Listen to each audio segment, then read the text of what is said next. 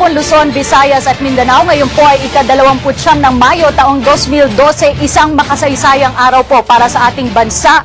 Ika-4 na araw na po ng impeachment trial ni Chief Justice Renato Corona at ngayong araw na ito ay tutuldukan na sa wakas itong impeachment trial na inihain ng Kongreso laban sa kanya. Will the Senator Judges be moving for acquittal or conviction of the Chief Justice? Yan po ang malalaman natin ngayong araw. Samantala, alamin po natin ang mga kaganapan sa labas ng Senado. Naroon na aming kasamang si Zarina Lusuegro. Ilang minuto na nga lang at magsisimula ng ibaba ng Senado na tumato yung impeachment court kung ano magiging hatol kay Supreme Court Chief Justice Renato Corona. Matapos ang 42 araw ng paglilitis sa loob ng mahigit 4 na buwan, ay malalaman na natin kung guilty or not guilty si CJ Corona. Per article, ang magiging botohan ng mga senator judges dito mula sa 8 articles of impeachment ay bumaba ito sa 3. Ito ang Article 2, 3 at 7. Mabibigyan naman ng pagkakataon ng mga senator judges na ipaliwanag ang kanilang mga boto. At mula, kung nais nila ipaliwanag ang kanilang boto sa loob lamang ng 2 minuto para makonvict naman ng punong maestrado, kinakailangan ng 2/3 votes ng mga senator judges o 16 na boto. 8 boto naman kung gusto nilang ma-acquit ang punong maestrado. Samantala sa huling pagkakataon naman ay nagsama-sama muli ang mga relihista dito sa labas ng Senado upang isigaw ang kanilang hinaing na sana ay ma-convict nga daw itong punong maestrado ng ating bansa. At yan muna ang pinakahuling balita dito sa labas ng Senado. Back to studio with Kathy and Gio. Maraming salamat sa iyo, Zarina Lusuegro. Samantala, balikan po natin ang highlights ng Day 43. Ito po yung araw na nagbigay ng kanilang mga oral arguments sa magkabilang panig. Panoorin po natin ang ulat ni Veronica Baluyot Jimenez. Tinawag na palusot ng prosekusyon ng testimonya ni Chief Justice Renato Corona sa closing argument nito. Samantalang tinadtad naman ng legalidad at teknikalidad ng depensa ang kanilang oral summation para mapawalang sala ang punong maestrado. Bago magsimula ang opening statements ng bawat panig, linaro ni Presiding Officer Juan Ponce Enrile na walang appeal ang anumang pa siyang gagawin ng impeachment court. Tinukoy kasi ni Enrile ang binigay na interview ni Defense Lead Counsel Justice Serafin Cuevas na maaari silang dumulog sa Korte Suprema para sa isang certiorari. We respect your position, but I just want to remind you that our reading of Article 11, it's provided that the Senate shall have the sole power to try and decide all impeachment cases. Pinangunahan ni Prosecution Lead Counsel Neil Tupas ang oral argument ng prosekusyon. Sinabi ni Tupas na kailangan papanagutin si Corona sa mga kamaliang ginawa niya. Nagsinungaling daw si Corona sa kanyang salin at hindi niya isinali ang tunay na halaga ng kanyang mga ari-arian. Di daw kapani-paniwala ang sinasabi ni Corona na commingled o pinagsama niya ang pera niya at ng kanyang mga anak sa kanyang peso accounts para mas malaki ang interes na kitain nito. Di rin daw katanggap-tanggap ang interpretasyon ni Corona na absolute confidentiality rule sa ilalim ng Foreign Currency Deposit Act dahil magbubunso dito ng katiwalian. Hiniling ni Tupas na alisin na si Corona bilang Chief Justice para maitama ang isang pagkakamali. Let us decide in favor of truth and greatness. Sa closing argument naman ni Defense Counsel Dindo de Los Angeles, ipinunto niya ang absolute confidentiality ng foreign deposit accounts. Di daw liable ang Chief Justice dahil in good faith siyang naniwala sa absolute confidentiality ng foreign deposits. Dahil daw sa butas sa batas ay walang maliwanag na probisyon na nagsasaad na kailangang i-disclose ang dollar accounts ng mga opisyal. There is no liability for an erroneous interpretation of the law when made in good faith.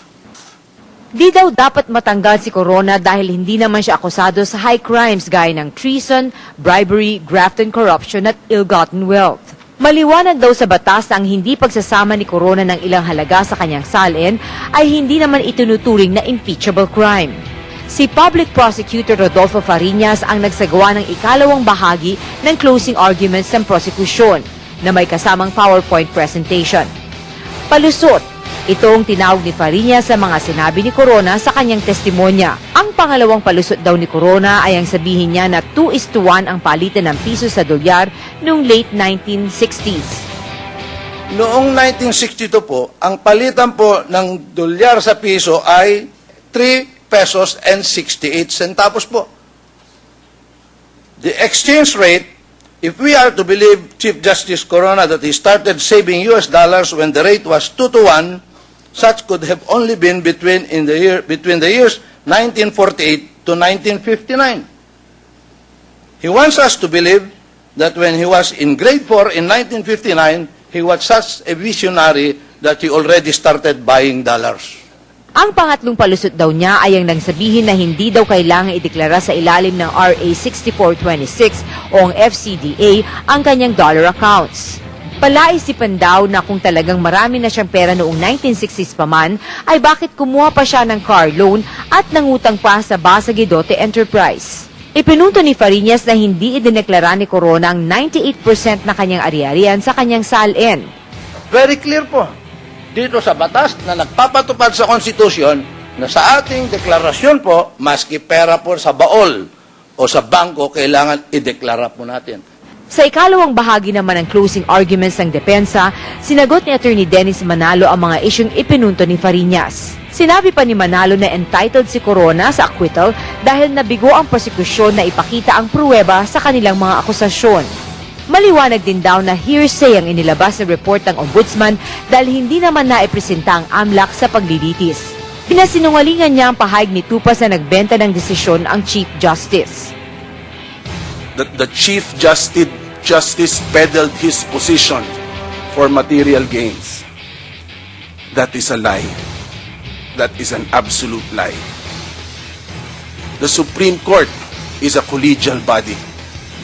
Sa pagpapatuloy ng closing arguments ni Cuevas, amyenda daw sa batas ang solusyon sa mga criminal acts na may kinalaman sa illegal na pagtatago ng dolyar sa mga bangko. Bakit daw winave ng prosekusyon ang cross-examination ni Corona kung may mga katanungan pa sila? Wala daw pruweba sa existence ng $10 million accounts ang prosekusyon. Wala din daw due process nang inimpeach ang Chief Justice ng Kongreso. Hiniling ni Cuevas na pairalin ang hustisya sa kasong ito. Sana po, umira lang buong Katarungan sa ikaliligaya hindi lamang ng impeachment court, hindi lamang ng nasasakdal, kundi ng buong Republika ng Pilipinas. At sana po, ito'y maging mitya na para magkasundo-sundo ang buong nagkakaalit at lumigaya ang buong Pilipinas. Si House Speaker Feliciano Belmonte naman ang nagsara ng oral arguments para sa prosekusyon. In truth, what this honorable court must ultimately determine is the standard of conduct required by the Constitution of the person to whom is entrusted the leadership of the entire judiciary. Hiniling din ni Belmonte na hatulan ng guilty si Corona. Tanong naman ni Enrile sa depensa kung anong maaring maging rason kung bakit papayagan ng isang opisyal na huwag isama sa salin ng foreign currency deposits nito. What, in your opinion, would be the injury to be prevented or prejudice to be avoided, warranting the depositor of a foreign currency deposit to be permitted not to include his foreign currency deposit in his statement of assets, liabilities, and net worth if he is a public officer or a public employee? Well, may I answer now? Yes, sir? please. The probability of, let's say, kidnapping, extortion, and so on. Hiniling din ni Enrile ang opinyon ng bawat panig ukol sa kung ano sa opinyon nila ang kahulugan ng kulpa sa culpable violation ng konstitusyon. Dolos is intentional, Your Honor, if I recall correctly. Culpa is negligence, something like that.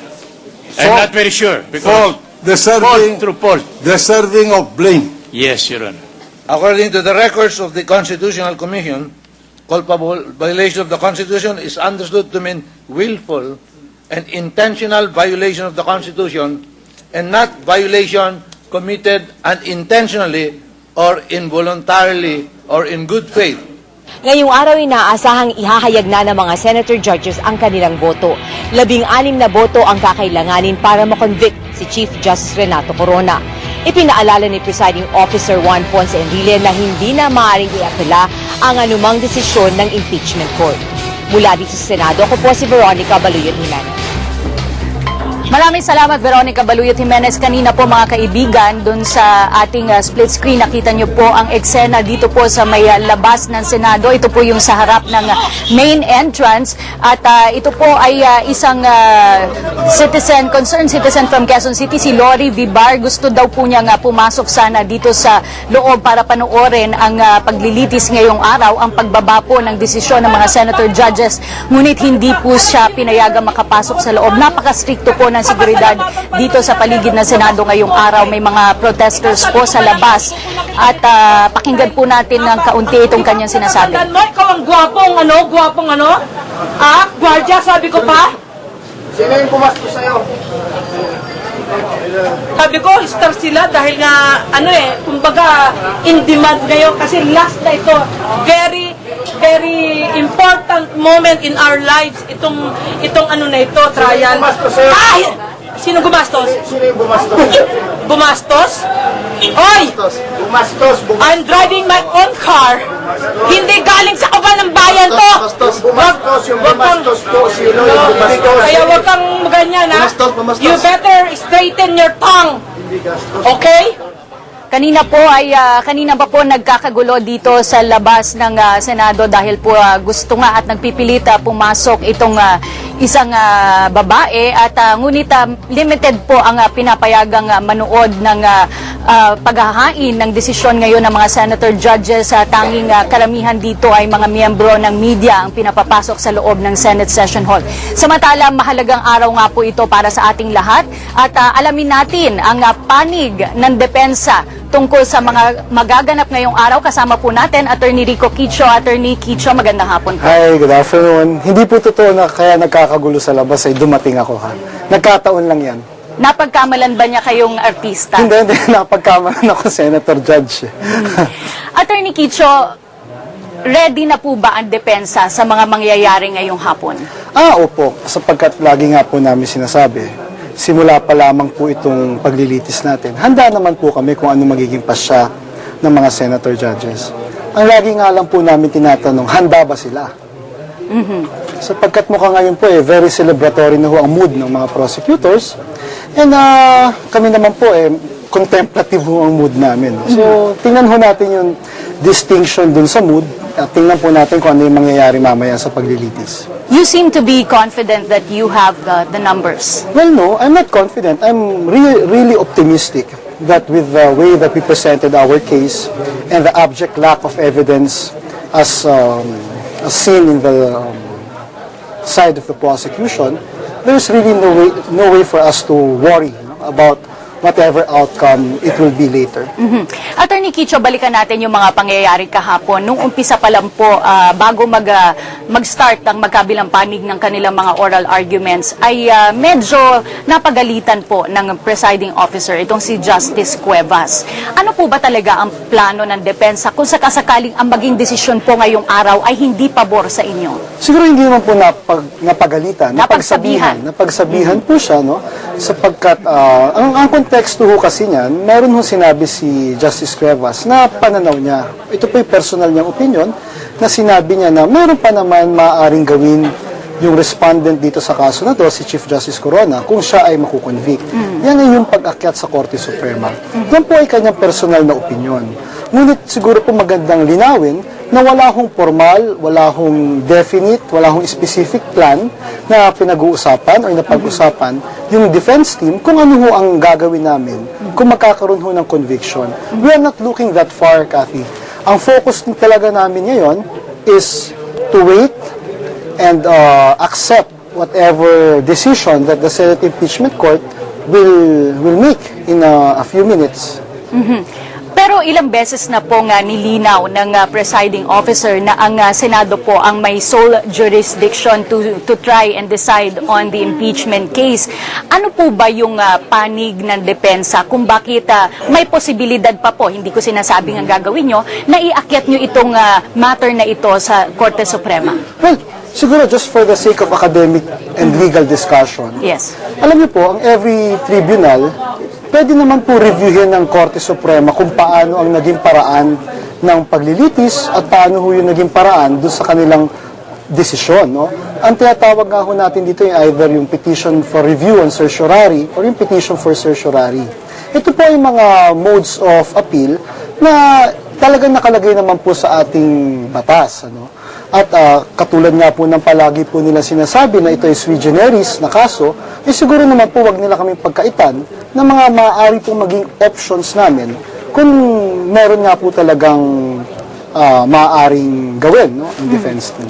Balikan po rin natin yung mga napili ng depensa para magsagawa ng inyong mga oral arguments. Bakit po si Justice Cuevas at si Attorney De Los Angeles ang napili at the last minute po ay si Attorney Manalo? Well, unang-una malinaw naman po na talagang si Justice Cuevas ang naging sandigan ng aming defense team. Si Dean Dindo de Los Angeles ay hindi po matatawanan talaga ang kanyang kakayahan at yung lalim ho ng pag-unawa niya sa ating batas. Si Attorney Manalo, siguro kailangan lang ho namin ng firepower, kaya siya ang pinili. Pero kung nagkabutuhan nga po, sana ako na lang yung nag-oral arguments para masaya. Kasi ang gusto ko, happy kayo Alright. Samantala po ay nakikita po natin sa inset ang mga pangyayari dun sa loob ng Senate Session Hall. Kasama pa rin po natin si Attorney Rico Quicho. Itutuloy natin ang diskusyon mamaya. Samantala pakinggan po natin ang mga pangyayari sa labas. Kailangan lang paggalang sa kapwa. Gusto niya acquittal. Hindi ko na ako nagtatanong, kanino ka bang grupo? Hindi na. My goodness, huwag na tayo magluko.